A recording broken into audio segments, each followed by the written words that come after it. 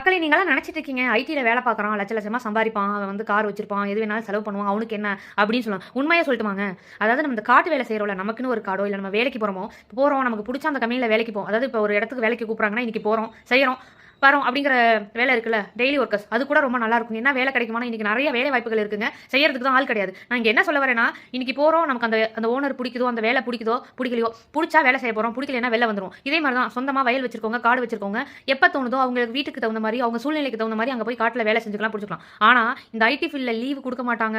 நம்ம வந்து அவங்க சொல்கிற மாதிரி தான் வந்து எடுத்துக்கணும். அதாவது இந்த மாதிரி காசெல்லாம் வந்தாலும் மனதளவில் அவங்க வந்து சாட்டிஸ்ஃபைடாக இருக்காங்களா இந்த காலத்துலேன்னு கேட்டால் சத்தியமாக கிடையாதுங்க.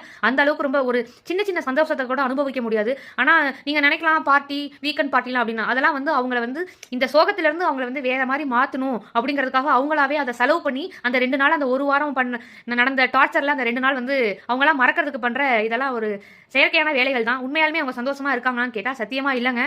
ஸோ என்னைய கேட்டால் நான் வந்து விவசாயம் பண்ணிக்கிட்டு எங்கள் வீட்டு வயலில் செஞ்சுட்டு இருக்கும் போது இந்த வாழ்க்கை முறை தான் பிடிச்சிருக்கு. இந்த மாதிரி ஒரு கம்பெனியில் வேலை பார்த்துக்கிட்டு லீவு கிடைக்காம இட்ஸ் ஒஸ்ட்டான ஒரு எக்ஸ்பீரியன்ஸுங்க எனக்கு. நான் வந்து டிமோட்டிவேட் பண்ணலன்னு கூட நினைக்கலாம், இதுதான் ஃபேக்ட்.